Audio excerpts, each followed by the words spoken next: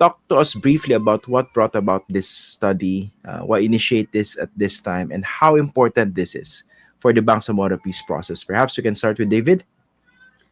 Sure. Yeah. Thanks, Christian. And I'll jump in first and then let Yash uh, add to what I've got to say. Um, well, we thought it was, we started working on this report over a year ago. So it actually hasn't been keyed to, the upcoming elections, just to be very clear about that. Um, and we thought it was important to look at the BTA, the Bangsamoro Transition Authority, as a governing entity, not just as a piece of the still unfinished peace process. So, we wanted to take a look at how it has functioned as a government, and it's a very particular kind of government in the Philippines, right? It's a transitional government, and it's transitional both for the actors within the BTA, but also for everybody else in the region. It's transitional for the traditional elites in the region because it's a new situation. They're dealing with a different type of government. It's transitional for different groups in the region. So it's a very fluid, dynamic, changing situation. So the transitional dimension was very important. But then, of course, at the heart of this, it's an autonomous um, government, or at least to some extent, it is autonomous. We can get into that, I suppose. And then it is a regional government, which is to say that it's situated between the national level government and local government units. So it's not quite, but almost unique in that regard in the Philippines. So those three elements of it make it both very complex and very interesting to look at, but also very very challenging for all of the people who actually have to make it work. So those are some of the reasons. Okay, before Yash jumps in, perhaps you can also cover Mm-hmm. Yash, the Yeah. metrics used in terms of assessing the different facets of the transition. Go ahead. Yeah.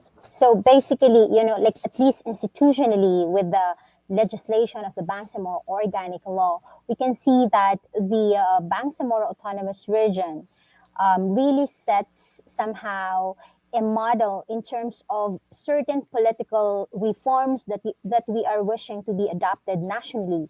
Like, for instance, a party-based political system. The original government structure in the BARMM is actually parliamentary, where it is supposed to be centered on principled and party-based politics, the ban on political dynasties. So these particular political reforms that are part of the institutional mechanisms that have been institutionalized in the BARMM is something that we also wanted to probe in this report. And as pointed out by David, so much has been talked about the BARMM as a product of a peace process, and we believe that more than just seeing it as a product of a long journey to peace, we also need to see it as a governing entity that will set the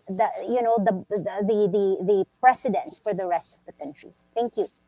Before I go to the of how the BTA is faring so far as a regional government, Yeah. I'd like to be clarified regarding the metrics in terms of assessing the successes, failures, or perhaps challenges confronting the transition government so far. Okay. Yeah, perhaps David or Ed, Yash. would you Sure. like to start? Yeah. David. Okay. Sure.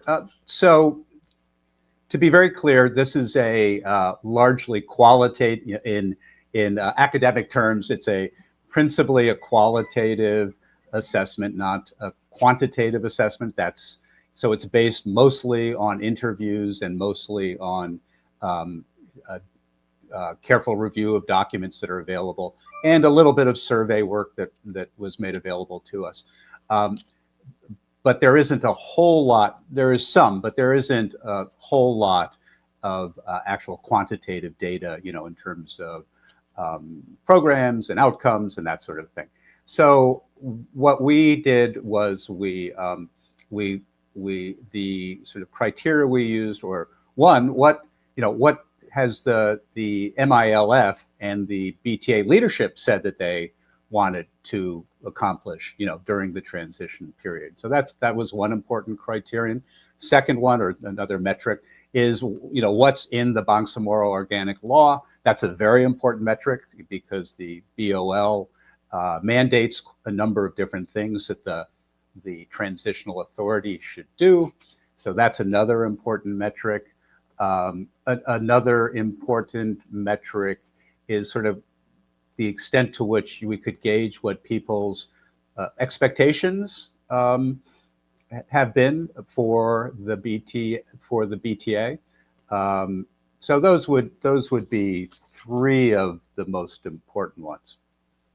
Okay, let's talk about the expectations, and perhaps this is the first logical question.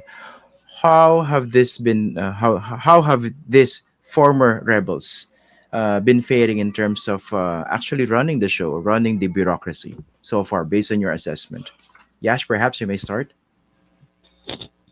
Well, as we've already pointed out in the report, that to the credit of the Moro Islamic Liberation Front, being the government of the day, that they have institutionalized six of the firstly, they have institutionalized one of the priority legislations, six of the seven priority codes, which are very important to run the government. Second, they were able to establish the bureaucracy, which is an expanded version of the defunct arm. Third is that they have somehow introduced moral governance, although it is clear in the report that it doesn't mean that you have that on paper that is actually working. And clearly, moral governance is insufficient. So that's clear in the report as well. And that the fact that they were able to handle the pandemic, the crisis during their time is a success indicator. But I think I would now call David to further add on this, is because there are also a lot of challenges that needs to be filled in. So Dave, over to you. Thanks. So how has the BTA leader done? Yeah, I mean that's obviously the focus of this report, and it's. But I think even before asking that question, or to actually answer that question well, you also have to. I think it's important for Filipinos and for the international community to understand just how challenging it is to make. Well, I would make the point as somebody who looks at Philippine politics nationally as well. I mean, look how challenging it is to have good governance in the Philippines in general, right? And then look at how challenging it is to have good governance, even more so down in the Bangsamoro autonomous region, right? And so, there are, as Yash started to say, I mean, the BTA faced, at its inception, it came in. It inherited the Marawi crisis, right? Then it faced the COVID pandemic. Then it's had to navigate changes in presidential administrations and national elections. So there are, and then you add to that just how complicated and violence prone politics are, in southern Mindanao. And so it's just an incredibly complicated and challenging situation. So in answering the question, how have they done? I mean, I think you have to begin with a recognition of how the challenges that they've faced. And as Yash has said, I mean, our judgment is that they've had a number of accomplishments. Just to add to the ones that she mentioned, they have it's a functioning government. It's not necessarily a well-functioning government, but it is the government that, I mean, there's some survey data that suggests it is the government that people down in the Bangsamoro region look to, as the most important level of government, not local government, not national government. So the BARMM government itself, that's significant. It has, in addition to the 6 of the 7 laws mandated under the the Bangsamoro Organic Law. There's a variety of other laws and institutions that they've set up. Again, how well they will function, it remains to be seen. But they've done that. They've done that heavy lift, and importantly, also they've, again, not without very significant problems, but they've also passed their budgets every year, and developed programs. Again, a lot of it problematic, but so they are, they have established themselves as a functioning government. And last point would be that, at least until recently, the MILF, which has led the government, has led the transition authority, has had to sort of, as it go through its own transition from rebels to rulers, and that has its own set of challenges.